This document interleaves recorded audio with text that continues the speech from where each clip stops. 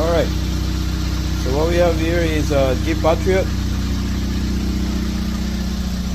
Problem is the exhaust is leaking, making a lot of noise.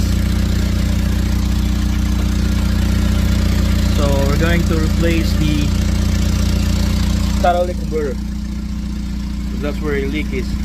So alright, here's our exhaust problem. See if I can get a good angle.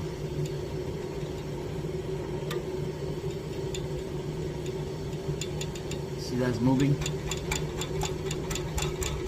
That's where the leak is. So pretty much you're gonna have to remove this whole catalytic converter from there. See those bolts all the way here.